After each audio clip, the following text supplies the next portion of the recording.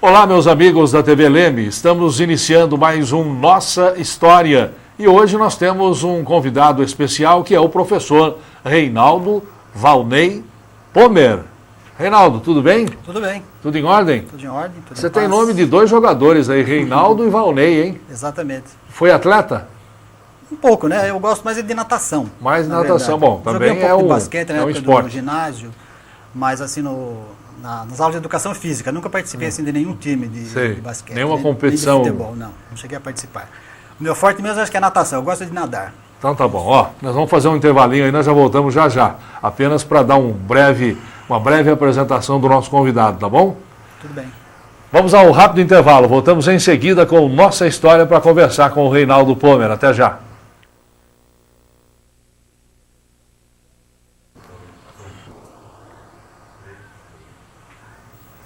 Muito bem, vamos dando início então à nossa história de hoje. Conforme nós dissemos na escalada, vamos conversar com o professor Reinaldo Pomer.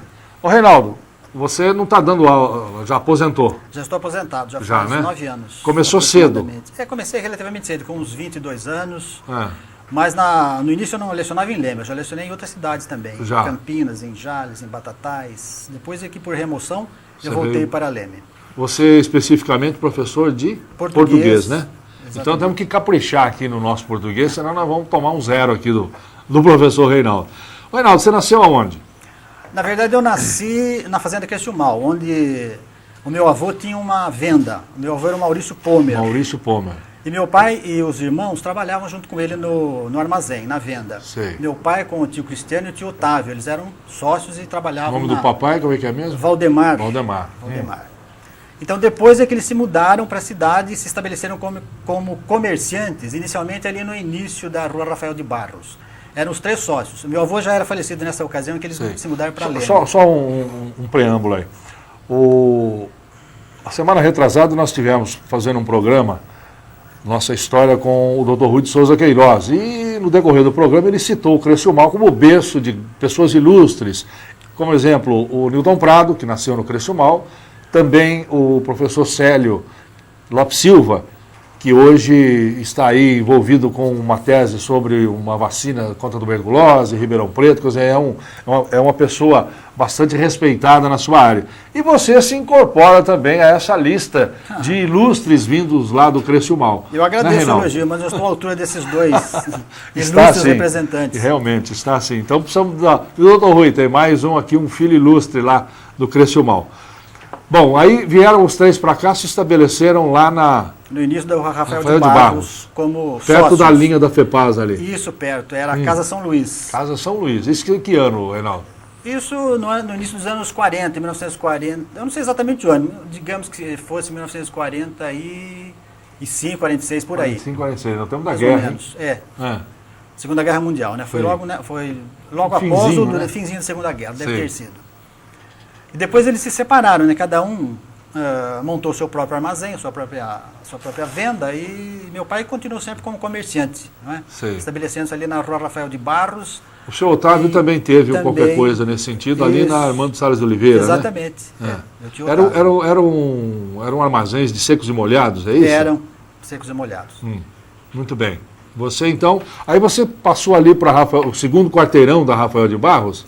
A família se mudou um pouquinho mais acima, né? Ali hoje podemos citar em frente à União Serve, ao supermercado, né? União Serve. Ali que meu pai se estabeleceu e ali ficou, né? Ali ficou o tempo todo. O tempo todo, até também se aposentar como comerciante. O seu avô Maurício, né? Maurício se chamava. Porventura, essa rua que nós temos aqui na Vila Heloísa, se eu não me engano, é em homenagem a ele? Em homenagem a ele, porque também ele foi um dos participantes da Revolução de 32, ajudava a policiar a cidade naquela época, né? Então, em homenagem a ele, deram o nome a essa rua, Rua Maurício Pomer. Você chegou a estudar lá no Criciúmal ou não tinha escolinha lá? Tinha, mas na época eu era criança. Eu comecei a estudar aqui na cidade. Você já veio para cá na época de estudar? Escolar Coronel Augusto César. Foi ali que eu iniciei meus estudos na escola primária, né? 1950. 1950. No primeiro ano. Quem era a professora? Era a dona Maria Ângela Muso. Maria Ângela, daqui de Leme mesmo? Daqui de Leme. Isso. Maria Ângela, primeiro ano ela, segundo ano. Segundo ano era Maria Aparecida Raiscock, conhecida como Dona Dunca. Dona Dunca. No terceiro ano também? Terceiro ano. Deixa eu ver se eu me lembro. No terceiro ano era a dona Olga Molinari. Sei. E no quarto ano era a professora... Quarto ano, agora estou tentando me lembrar do nome. Maria Gonçalves Mourão, dona Mariquinha Mourão, é isso aí. Mariquinha Mourão? Isso. Esses foram, você não repetiu nenhum ano, passou direto? Não, tal, graças tranquilo. a Deus não. Você era bom aluna? Era considerado bom aluno. Bom aluno. Agora, nessa época aí de garoto, ou de 8 a 11, 12 anos, no grupo escolar, você ajudava o papai lá na loja, lá Sim, no também, armazém? ajudava no armazém. E fui coroinha também nessa época, no tempo do padre Simões, na época em que a missa era rezada em latim. Opa! Então, chegou a aprender latim, não? Aprendi isso no ginásio, eu estudei depois, mas naquela época eu estava começando, né, porque foi em 1954, que eu estava na primeira série ginasial, comecei a estudar latim. E também na missa a gente tinha que decorar as respostas que tinha que dar o padre, as orações, porque o padre em latim, porque o padre rezava a missa de costas para o público. Não era de frente, né? Como é hoje. Como é hoje. Hoje é de frente e se fala em português. Sim. Naquele tempo não, era em latim e os ajudantes tinham que responder também em latim. Então a gente decorava a missa toda, né, para saber as respostas que ia dando de acordo com as orações que o padre ia fazendo. Dominus Vobiscum, Et cum Spiritu Tui. Isso. Muita coisa eu esqueci, então, mas disso eu me lembro. Agora, como bom coroinha, você também tomava o vinho do padre, não? Vinho do padre? Não. Chegou a tomar um golinho do vinho, não? Não cheguei. Não chegou? Não.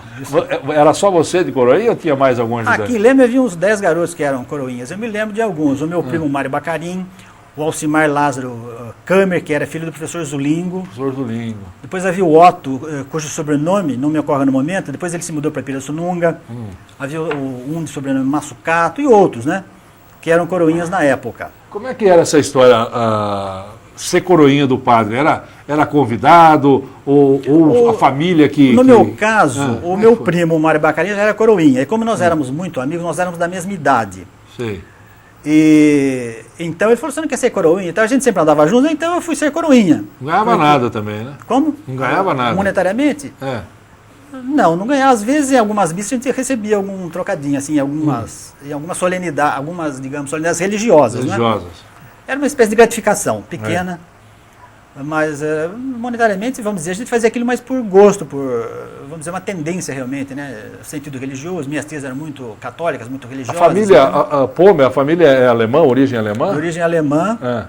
E alguns eram luteranos. Meu pai, por exemplo, foi batizado na igreja luterana. Depois ele se casou na igreja católica. Mas como minha mãe era católica, então vamos dizer, nós fomos educados mais na religião católica, né? Sei. Mas alguns dos meus tios eram luteranos. E o meu avô também. Essa família de origem alemã, o Pomer, eles vieram da Alemanha? Você tem um pouco da história disso ou não, Reinaldo?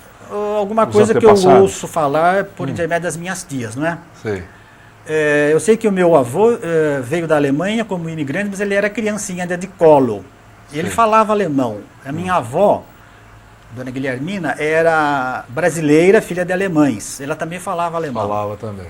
De maneira que... Mas nós não aprendemos, nem meu pai também não aprendeu. Nós sabemos alguma coisa, assim, poucas palavras de alemão. E eles vieram da Alemanha e já vieram direto para o Criciúmal na época? Não, eles se estabeleceram inicialmente em Limeira. Primeiro em Limeira. Em Limeira, exatamente. Estabeleceram-se em Limeira e depois é que eles se mudaram para Leme. Depois é que se mudaram para cá.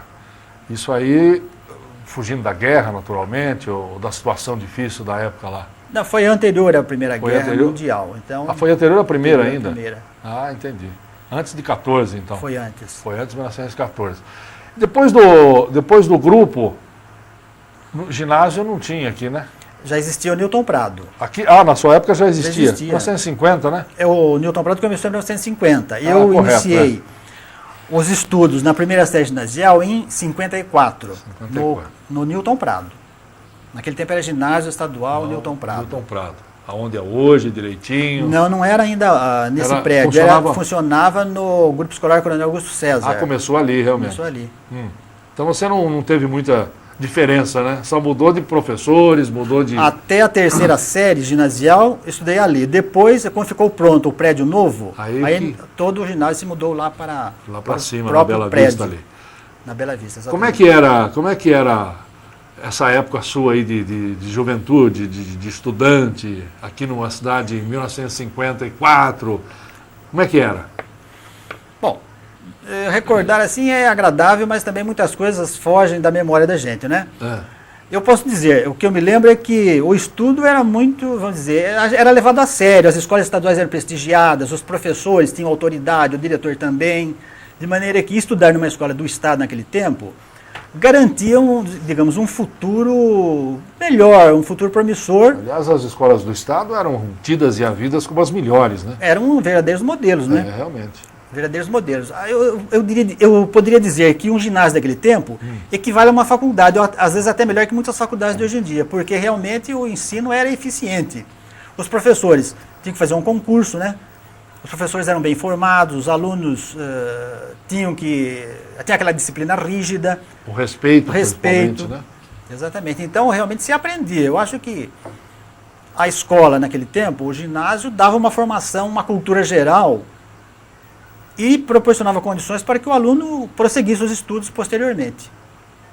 Aí você fez o ginásio? Fiz o ginásio, depois eu fiz o científico. Naquele tempo se chamava científico, que equivale ao colegial atualmente. Sei. Naquela época era tripartido, havia o científico, o clássico e o normal.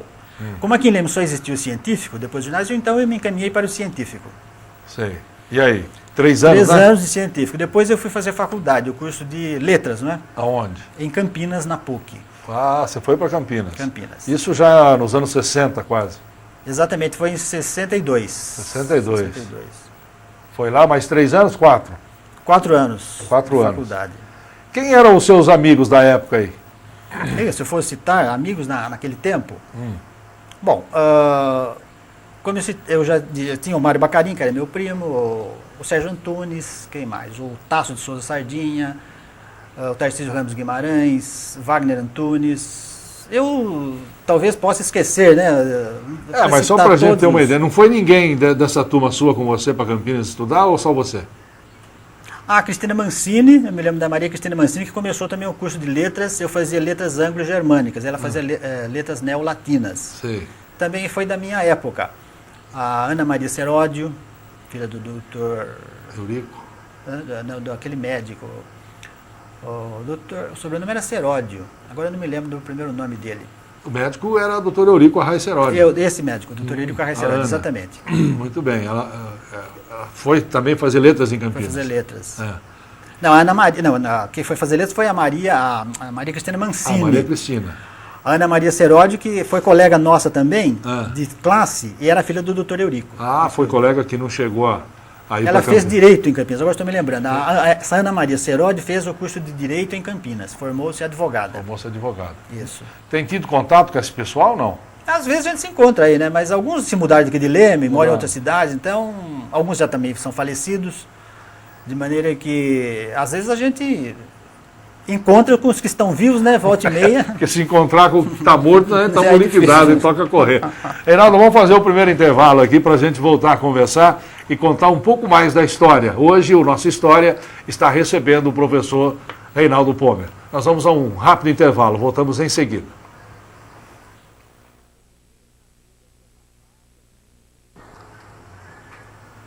Estamos de volta com Nossa História e vamos continuar o nosso papo com o professor Reinaldo Pomer. Ô Reinaldo, depois dessa ida para Campinas, você se formou, lógico, aí voltou definitivamente para Leme ou não?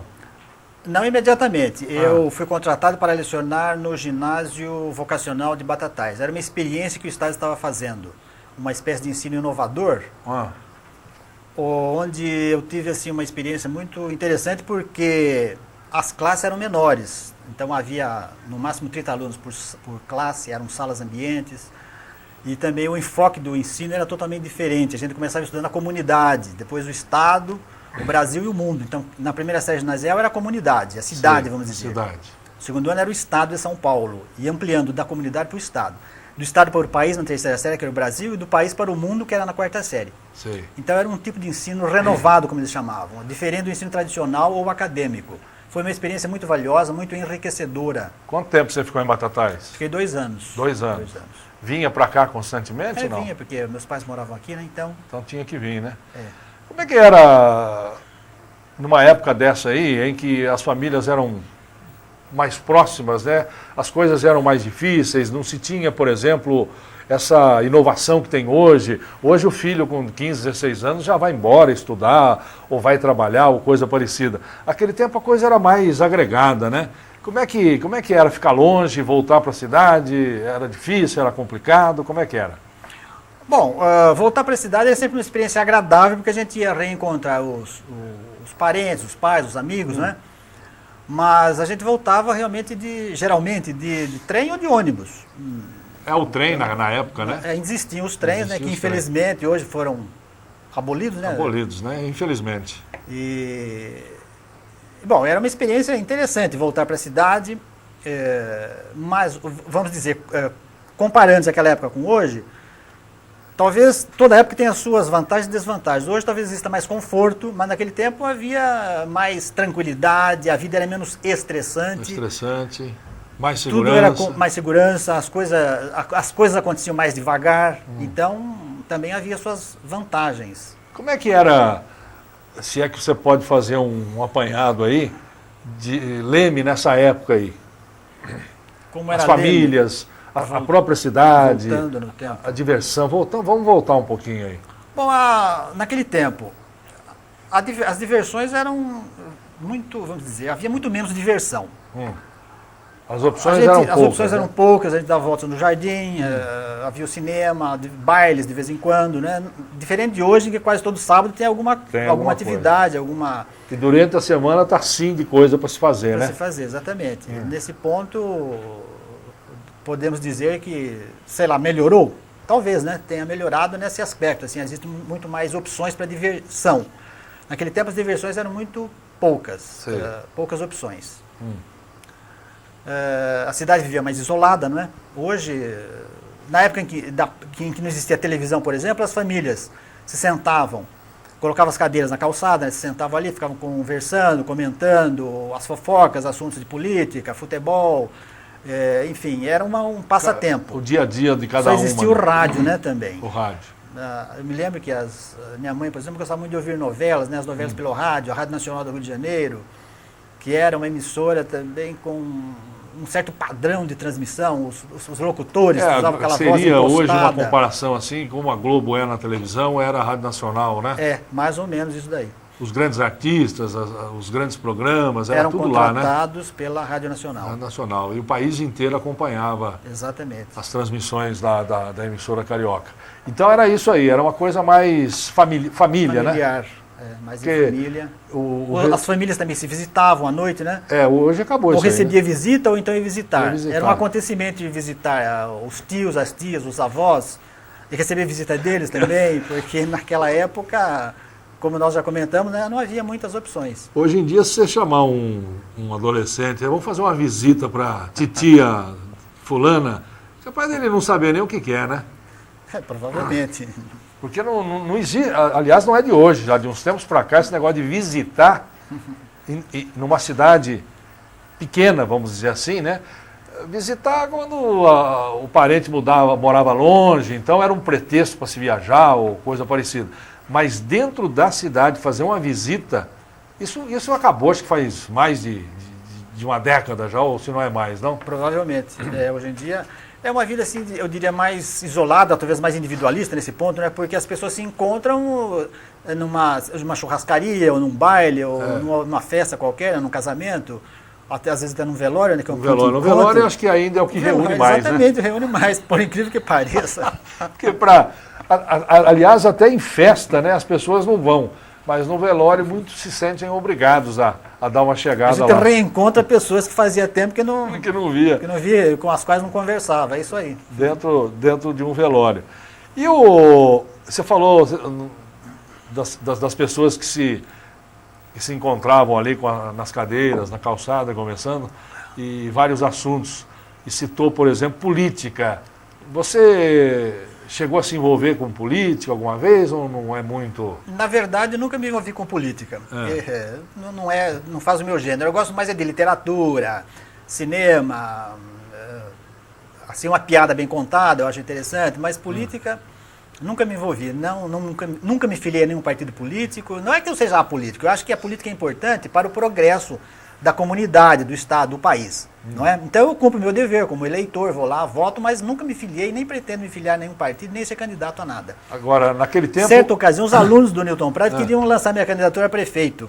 E eu achei muito engraçado, né? Eu falei, eu vou ser candidato, fiz uma coisa assim, uma brincadeira. Eu vou ser candidato pelo PEL, Partido Estudantil Lemense. Brincando com eles. Eles levaram a sério. Nós já estamos preparando os santinhos, vamos fazer um comício aqui no colégio mesmo, mas eu levei na brincadeira, né? Porque não pretendia ser candidato. Eles levaram a sério. PEL, Partido Estudantil Lemense. Exatamente. Agora, mas você se recorda dessa política dos anos 50, 60? Sim, eu me recordo. Como é que era? Era braba? Bom, sempre houve rixa política, né? Brigas políticas entre candidatos de um partido e de outro. Mas eu me lembro dos políticos nacionais, os grandes nomes, por exemplo, eram excelentes oradores. Uma coisa que ficou assim marcada em minha memória, o Juscelino, o Jânio Quadros, o Adhemar de Barros, todos eles, o Áureo de Moura Andrade, que foi senador, eram grandes oradores, faziam discursos de emocionar a plateia. Hoje em dia não se vê mais, não sei o que está acontecendo, porque nós não temos oradores do quilate desses homens públicos. Sim. Isso que ficou marcado em minha memória. Juscelino, uma vez ele fez uma palestra para nós lá na PUC, em Campinas. E os estudantes comentavam, né, depois da palestra. Ele foi em 64, ele estava preparando a volta dele em 65. Mas nesse intervalo ele foi caçado pelo regime militar. Então, acabaram com a carreira política de Juscelino. Ele se tornou um empresário daí. Bom, mas os estudantes comentavam, né, os universitários, mas que cultura tem esse homem, hein? Se ele fosse presidente dos Estados Unidos, já pensou? Porque realmente ele era um homem de um preparo, de um gabarito intelectual incrível. Foi um dos maiores, eu considero um dos maiores presidentes que o Brasil já teve. Ah, sim. Como líder político, acho o Getúlio Vargas o maior líder político, mas como presidente e realizador, Juscelino. Juscelino Kubitschek, até porque nós estamos aí, Brasília é o grande cartão postal. Exatamente. De toda a carreira política do Juscelino. É isso aí. Agora, diz que o Jânio também era bom como discurso, discurso, né? Exatamente, uma oratória e um português, né? Um português ex-correito, exatamente. Fiz porque aquilo, se não fosse isso, o bebeloía, né? Ele não cometia o mínimo deslize gramatical. Ele foi professor de português no Colégio Dante Alighieri, em São Paulo. São Paulo, né? Ele era advogado, né? O Juscelino era médico. Então, acho que a partir daí a gente pode entender que os cursos da época eram realmente, como você disse, que o ginásio era uma verdadeira faculdade, né? Pelo que se exigia e pelo que se ministrava. Agora, o estudo dessa época deles aí, desses políticos, né? Era realmente uma coisa de colocar no cidadão uma cultura que até então, hoje em dia, por mais que se faça, não se chega lá, não. Porque fazia com que ele pesquisasse, né? Exigia-se do aluno pesquisa, exigia-se leitura, que hoje não... E o aluno era cobrado, né? Tinha os exame semestral, exame anual, exame escrito, exame oral. O aluno tinha que reter aquela matéria na memória, obrigatoriamente, porque ele era cobrado constantemente, através de provas, de exames, exame escrito, exame oral, né? Tudo isso fazia com que o aluno gravasse aquela matéria na memória. E de uns tempos para cá, você pode dizer aí com mais propriedade, pelos seus tempos de professor, nem se podia agir dessa forma nos anos recentes aqui, né? Não, porque eliminaram praticamente até o exame, né, as provas, então o aluno automaticamente é promovido de uma série para outra. Como é que o professor vai exigir, como é que ele vai ensinar se ele não tem como exigir do aluno? O aluno não é cobrado, aí que está a falha maior do nosso ensino. Isso aí tem que mudar, na sua opinião, Renan? Claro, teríamos que voltar a cobrar do aluno, a ter exames. Tem que prestar contas, né? Exatamente. Prestar contas, realmente. Você trouxe algumas fotos, umas fotinhos aqui, umas pequenas e eu gostaria fotos. que a gente vai mostrar, o que é essa foto aqui, essa primeira aqui, Reinaldo? Na verdade, essas 3 fotos são de uma excursão realizada pela professora de geografia, a professora Berta Wichmann, né? Ela lecionava geografia e organizou uma excursão a São Paulo com os estudantes do... É o planetário lá? Com os estudantes do ginásio, Newton Prado. É o planetário. Dá para conhecer alguém lá, Reinaldo? Mais ou menos? Não precisa... Esse aqui é o Dr. Cláudio Facioli, esse primeiro. Esse primeiro aqui é? Você está onde aqui? Esse aqui, sou eu, meio agachado. Agachadinho aqui, ó. Aqui é tudo... Orlando Lodge, tem o Wagner Darós, o Enio Célio Vieira, a professora Berta de Geografia. Está aqui. Esse aqui é o William Kassab Mansur. Alguns eu conheço, outros aí... Isso foi uma excursão no planetário? A São Paulo, nós fomos ao planetário e fomos também a uma exposição que havia lá no Ibirapuera sobre energia nuclear, a aplicação pacífica da energia atômica. Puxa, mas que curso era esse que exigia tanto? Era uma exposição, né? Então uma nós exposição, foram visitar. Fomos visitar. Não era muito comum esse tipo de evento na época, era? De sair, viajar, Não, podia-se fazer uma excursão, às vezes, um ano, ocasionalmente, né? Não era muito comum, não. Então tá bom. Espera aí que tem mais foto, né? Nós vamos mostrar, vamos fazer mais um intervalo e nós voltamos em seguida a conversar com o professor Reinaldo Pomer. Até já.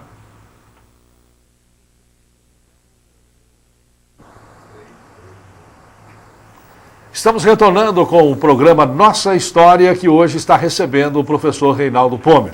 Ô Reinaldo, vamos continuar aí vendo as fotografias daquela excursão que vocês fizeram ao planetário, e essa também foi uma outra visita no mesmo dia? No mesmo dia ao Jardim Zoológico de São Paulo. Ao Jardim Zoológico, aí está todo mundo ali. Passaram o dia todo lá? O dia todo. Como é que vocês foram? De trem? Nós fomos de ônibus. De ônibus? Ônibus. Oh, que beleza, hein? O ônibus ficou esperando vocês direitinho. Na época o prefeito era o senhor Armando Coelho, ele também nos deu um auxílio assim, monetário para que a gente fretasse um ônibus, né? Naquele tempo era mais fácil falar com o prefeito para pedir Nós fomos o gabinete do prefeito, um grupo de alunos, e que conversamos com ele e conseguimos, né? Ele se comprometeu. E era comum isso, né? Os times de futebol precisavam de uma bola, então vamos conversar com o prefeito. Exatamente, né? Nesse ponto era mais fácil. Era mais fácil, né? Chegar e falar com o prefeito. Hoje teria que marcar com antecedência de não sei quantos dias. Vamos marcar para daqui a 3 meses, né? E olha, tem que falar. Já acabou o ano. E... Tem que falar com o assessor do assessor, senão você não chega lá nunca, né? Difícil. Aqui uma outra foto. Essa foto foi tirada no dia em que foi inaugurada a agência do INSS, aqui na Avenida Carlo Bonfante, né? Foi em 1974, se não me engano. 74. Quem tirou essa fotografia foi a diretora do Colégio Newton Prado, a dona Geralda Carpes. Dona Geralda. Nós temos aqui o professor Célio Sampaio Silva, que era meu colega de português, ele era de Limeira, já é falecido. Sei, aqui no meio... Saudoso professor Célio. No meio o professor Batistella, José Arnaldo Batistella, e eu. Aqui, ó. Foram convidados, fizeram alguma palestra, fizeram algum discurso lá, não? Não foi feito discurso. O ginásio desfilou na fanfarra do Newton Prado, desfilou nesse dia, e nós fomos assistir a inauguração do prédio do INSS. Você fazia parte da fanfarra também ou não, Reinaldo? Não, não fiz parte. Não chegou a fazer parte? parte? Eu era ginasiano, não fiz parte. Agora, no comecinho aí da nossa escalada, você, em termos de esporte, você disse que gosta muito de natação. Você chegou a assim, embrenhar por essa modalidade esportiva aí? Mas nunca participei de nenhuma competição. Eu nado assim digamos assim, como uma distração, uma né? Distração. Uma prática de esporte, mas nunca cheguei a participar sempre de gostou. Competição. Sempre. Mas no seu tempo de adolescente, garotão, também nadava-se aonde? Nos rios, nas lagoas, havia aqueles pontos que a gente... A Passaginha, a Água Espraiada, a Lagoa do Ipiti, que ficava lá perto da cerâmica do Ipiti, onde a gente nadava, né? Juntava aqueles grupos, aqueles bandos de garotos, e a gente ia nadar. Mas isso aí não era preocupante? A família... As mães ficavam preocupadas, tome cuidado, não vai se afogar, não vai para lugar fundo, e havia sempre essas recomendações, né? Mas nunca chegou a seguir falando, esse negócio de natação é comigo mesmo, eu vou seguir em frente, eu vou ver se eu consigo. Nunca chegou a... Futebol nunca gostou, discutir, participar ou não? Muito pouco, eu não gostava muito de futebol. Não. Meu pai jogou futebol, mas eu já não sou muito aficionado. Não é muito chegado ao futebol. E essa foto aqui, Reinaldo? Essa foto aí é da rua em que eu moro. É Rafael de Barros, Rafael de Barros, onde meu pai tinha a venda dele e onde eu resido até hoje, né? Aqui é o Muniz, né? É a Casa Muniz, tem o seu Veríssimo Facioli, eu estou ali no portão e meu irmão, o Mauro. O Mauro. Que atualmente está em Florianópolis. Aqui é onde era o armazém, né? Exatamente, E a Rafael, como a gente pode notar aqui, descia, né? Olha esse carro virado aqui de frente. Também os carros que havia naquele tempo, bem menos movimento do que hoje, algumas bicicletas, era tudo mais tranquilo. Os postes de iluminação também eram daquele tempo, né? Antigos. Bicicleta a gente não fala, né, Renato? Porque você está vendo, esse cidadão está na mão, né? Corretinho, ele está descendo. Esse aqui já parou com ela virado para cima. Aqui. Naquele tempo já se não se obedecia muito Exato, às leis de trânsito, não, né? Mas está aí. Você está aqui no portão, é? É, esse aí sou eu. É. Aqui no portão, rapaz. Que ano foi essa foto aí? Ah, deve ter sido de 1960 e... O ano precisamente eu não sei, talvez 1966, por aí. E é paralelepípedo aqui, né? Era, Paralelepípedo. ainda era, não era asfalto. Não era asfalto. Olha o poste aqui, poste de iluminação, me parece ser de ferro também, De né? ferro, é. De ferro. Olha a altura do poste. Hoje são de cimento, né? Hoje são de cimento, e caríssimos, por sinal, né? Tá aí, ó. Você gostava dessa época aí, Renan? A gente vê uma foto dessa aí e dá uma... É, dá uma saudade daquele Machuca, tempo que dá era... Como eu disse, né? A vida era mais tranquila, mais sossegada, às vezes dá saudade. Claro, dá saudade sempre, né, daquele Saudade, tempo. né? Que o tempo já se foi, que dificilmente vai voltar. Os colegas que a gente tinha, muitos já, como eu disse, são falecidos, né? E, enfim, a gente sente saudade, sim. Agora, Reinaldo, você não se casou? Não, eu sou solteiro. Você é por opção mesmo ou aquela história do coroinha? Do Coroinha. Alguns já perguntaram para mim se eu... É muito comum ter pessoas perguntarem se eu fui seminarista. Na verdade, eu nunca estudei para padre, né? Eu apenas... A única coisa que eu consegui ser foi coroinha, mas não passei daí, né? E depois segui os estudos regularmente, enfim, não sei. Até hoje não casei, não sei se vou casar, pode ser que sim, pode ser que não. Enfim, já namorei, não deu certo também, então... Tem que... Como se diz como diziam os antigos, na hora de juntar os trapos, lá tem que ser bem juntado para não desatar depois, né? É verdade. Ou não trazer complicações. Mas nessa sua jornada como professor, que momento você tem de emoção, por exemplo, e que marcou são muitos esse período? Momentos de emoção. É difícil a gente dizer, mas, por exemplo, quando eu fui fazer o concurso público para o magistério oficial, foi um momento marcante da minha vida, da minha carreira, porque o concurso público naquele tempo era dificílimo. Sei. Era feito em São Paulo, havia a prova escrita, depois leitura da prova perante a banca, depois, se não passasse na prova escrita, não podia fazer a prova didática. Então, além da prova escrita e a leitura da prova perante a banca, que era feita na USP, ainda funcionava na Rua Maria Antônia, lá perto do centro de São Paulo, né? Perto da Consolação. Ali, exatamente, perto da Consolação. Era ali, a leitura da prova, na Faculdade de Filosofia da USP, na Antigona, porque hoje é tudo na cidade universitária, né? Correto. Menos a Faculdade de Direito, que ainda ficou no mesmo lugar, não saiu de lá, na São Francisco.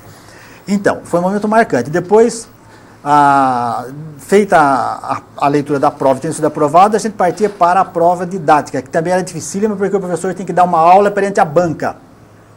Nossa, que prova! Eu dei aula no Colégio Fernão Dias Pais, em São Paulo, em Pinheiros, eu me lembro até hoje. E todo mundo em volta olhando. Para o terceiro colegial. A prova era pública, mas a gente entrava numa sala de aula normal, eles escolhiam um colégio. Na ocasião que eu fiz concurso, foi o Colégio Estadual Fernão Dias Pais, em Pinheiros. E os professores acompanhavam? A banca entrava e se sentava no fundo da classe. Nossa. E os alunos, a gente dava uma aula, eu dei aula para o terceiro colegial e... caiu a Semana de Arte Moderna, um assunto de literatura, terceiro colegial, me lembro até hoje. Então, esse foi um momento marcante da minha carreira. E você saiu bem ali na hora? Eu saí bem, apesar do estado emocional, né? Poxa. O presidente da banca até falou, olha, tomem cuidado, para mim e para os outros candidatos, né? Tomem cuidado, porque chamavam 4 por vez para dar aula, porque eram 4 aulas, né? Depois outro dia chamavam outros. Sei. Tome cuidado com o tempo, porque uma candidata aí chegou aqui, deu todo o romantismo, em 5 minutos ficou olhando para a cara dos alunos e foi reprovada. Então a gente tinha que motivar, desenvolver o assunto e concluir no espaço de uma aula. Não é fácil, é uma coisa dificílima. Principalmente para quem está começando, né? Exatamente, Puxa vida. Eu já tinha alguma experiência de magistério, mas também eu era iniciante. E havia muitos candidatos que chegavam na prova didática, já tinha passado na escrita, que também era dificílima. Na didática, às vezes, dava o branco no meio da aula. Eu conheci candidatos que aconteceu isso, né? Dava o branco no meio da aula e acabava sendo reprovado. O nervosismo, o estado emocional, tudo isso. Não era... me parece aqui a distância que era uma situação bem mais complicada do que hoje, por exemplo, são os exames da OAB, que ficou também uma coisa muito simples pelo que era, se for comparado ao que era antigamente, né? Exatamente. A coisa era realmente bastante puxada ali, difícil. e não era fácil. Exigia-se muito. Exigia-se muito. Agora, antes da gente passar para o próximo assunto, que eu quero que você conte a história da televisão. Ah, sim. Mas não a televisão, a história da televisão brasileira, mas a televisão chegando aqui em Leme, né? Você tem uma história interessante para contar. Vamos a mais um intervalo, nós voltamos já para continuarmos esse papo com o professor Reinaldo Pomer. Vamos lá.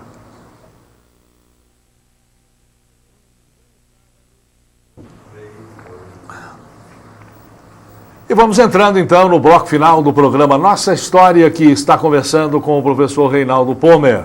Ô Reinaldo, essa história de televisão, você dizia pra gente, antes da gente começar a gravar, que você assistia televisão na torre da igreja antiga, é isso mesmo? Exatamente, Como é que era isso? Igreja Matriz de São Manuel. Sei.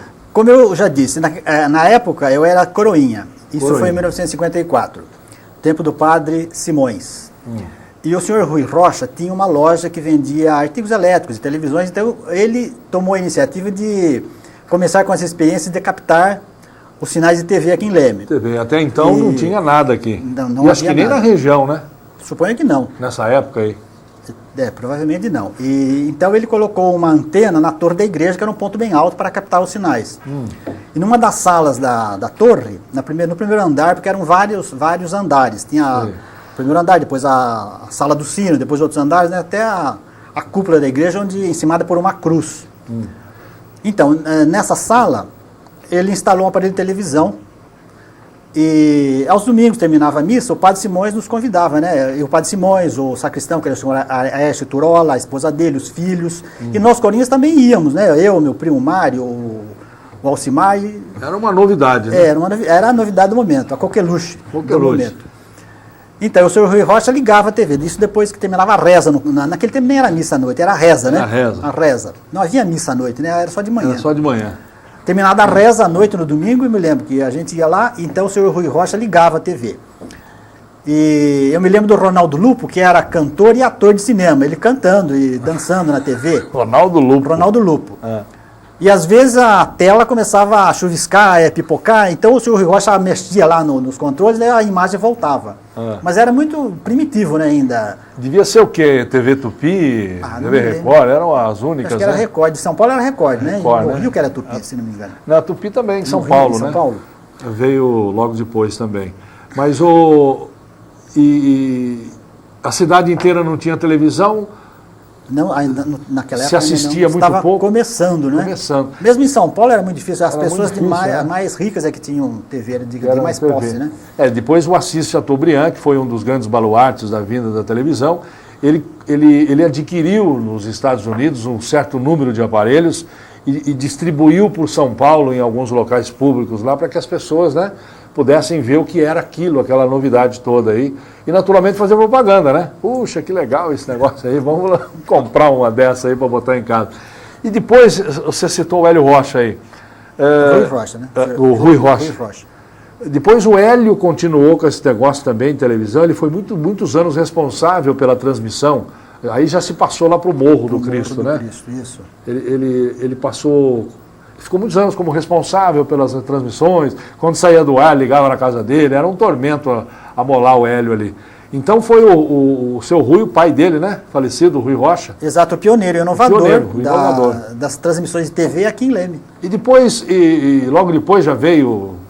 depois começaram as pessoas a comprar televisão, naquele tempo era TV em branco e preto ainda, né? Branco e preto, mas muitas vezes, qualquer tempestade que dava, né, os sinais saíam do ar e tal. A novela, às vezes as pessoas pediam para repetir determinado capítulo de novela, telefonavam lá para a emissora, né? Ah, é? Telefonavam pedindo para repetir o capítulo. E eles anunciavam no ar, na TV.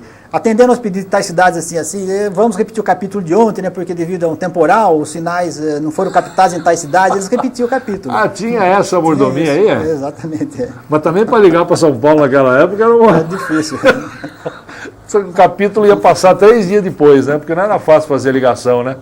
Era difícil naquele tempo. Também nem todo mundo tinha telefone também, né? Nem todo mundo, né? Bom, aí, depois que vocês assistiam televisão na torre da igreja, aí derrubaram a igreja. Aí como é que vocês ficaram?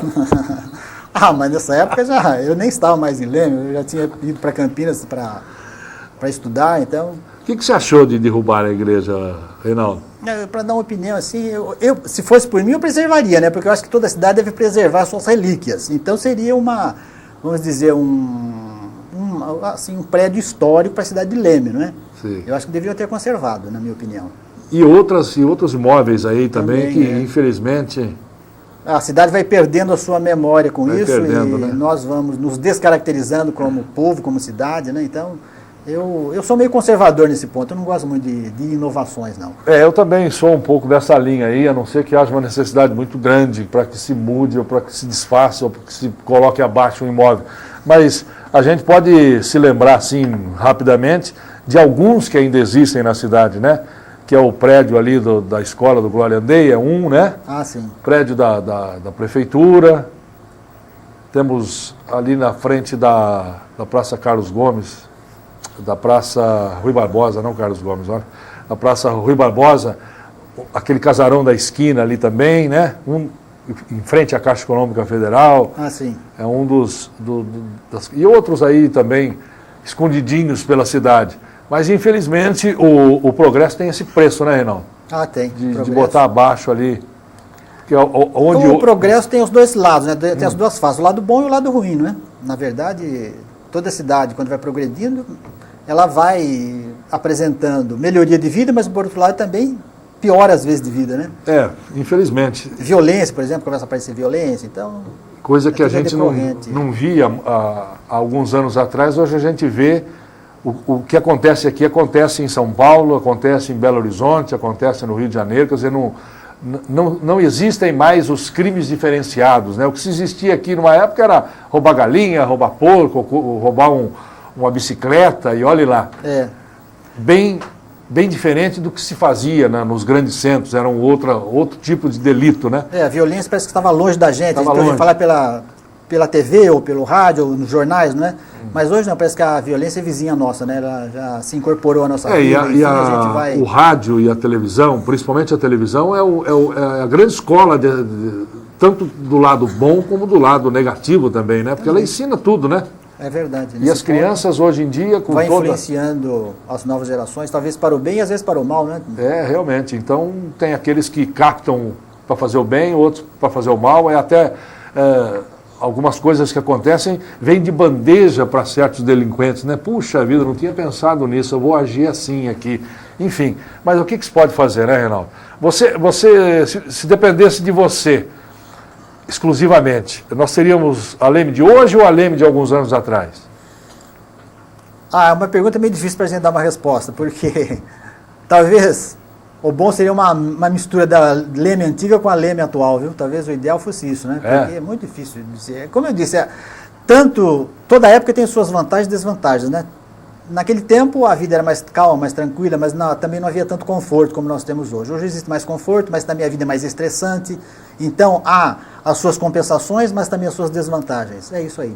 Agora, o grande aspecto que a gente discute sempre com relação a esse progresso é esse distanciamento das próprias pessoas, das famílias, né? Uma cidade como essa, por exemplo, a gente passa alguns dias ou às vezes semanas sem se encontrar o vizinho. É verdade. Não é verdade? É. E não é uma cidade tão grande assim que você perca o seu vizinho de vista, né? Para citar um exemplo. Sim. Antigamente, como eu já citei, né, as famílias se visitavam mais, então a cidade também era menor do que hoje, né?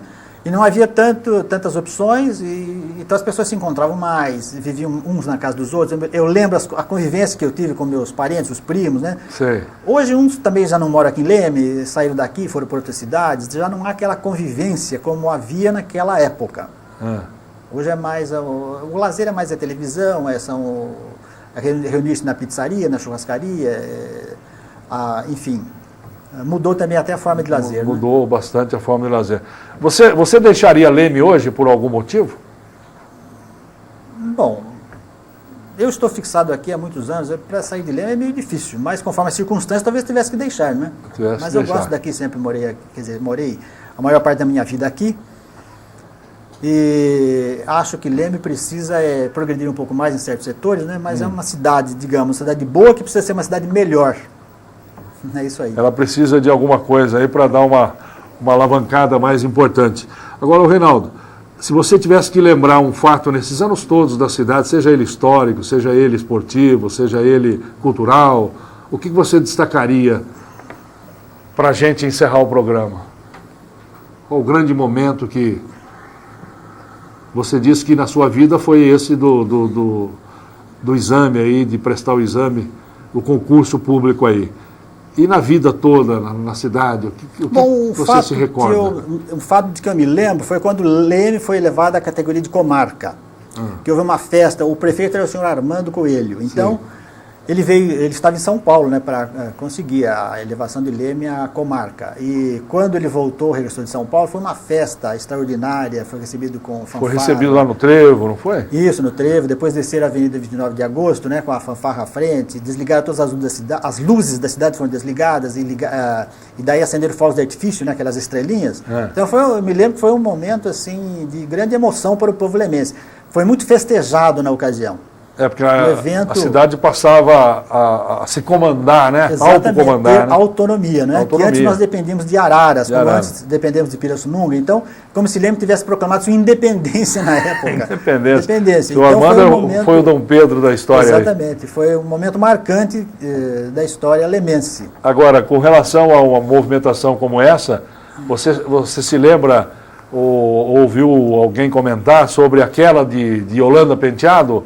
Dos artistas que desceram na estação também? Sim. Eu me lembro dele, eu estava lá na estação. Você estava lá? Fui verificar, era garota na ocasião, e eu me lembro que os artistas de cinema, né, havia em São Paulo, era um festival de cinema internacional, então vieram artistas de vários países, inclusive de Hollywood. E eles vieram de trem até a estação de Leme. Depois havia as jardineiras, né, esperando ali na estação para conduzir esses artistas até a fazenda da Dona Yolanda. Até a fazenda, né? E também muitos penetras no meio, como ela própria contou depois num livro que ela publicou. Eu li o livro. E muita gente ficou sabendo em São Paulo que via essa festa aqui, vieram naquele bolo, né? Vieram no embalo, né? No embalo, Boca livre. No trem, exatamente. Você chegou a conhecer ela, não? A conversar com ela? Uma vez, conversar pessoalmente com ela, não. Uma vez ela foi paraninfa de uma turma do Newton Prado, ela fez um discurso lá no antigo Cine Marabá, como patronesse dos alunos. Sei. Foi a única vez que eu me lembro de ter visto assim, que ela fez um pequeno discurso, né, agradecendo. É isso aí que eu me lembro da Dona Yolanda. Mas tá bom. Então, para você, o grande momento foi esse aí da autonomia de Leme no que diz respeito à comarca, se tornar comarca, e essa recepção ao prefeito, ao falecido prefeito, o Armando Coelho. Isso. Muito bem. Ô, Reinaldo, chegamos ao fim aqui do nosso bate-papo. Eu quero te agradecer muito pela gentileza de atender o nosso convite, e foi muito bom conversar com você aqui. Eu tenho a impressão que as pessoas também vão achar interessante essa sua participação com a gente aqui, tá bom? Tá bom, assim espero. Eu também agradeço a oportunidade que me foi dada, porque foi muito bom recordar esses fatos de Leme antiga, né? Realmente. E a gente que está aqui ouvindo diretamente, realmente a emoção é maior ainda. Tá bom? Muito obrigado, um abraço. Outro. E nós chegamos ao final de mais esse Nossa História, que hoje conversou com o professor Reinaldo Pômero. Nosso muito obrigado a você que nos acompanhou e até o próximo, se Deus quiser.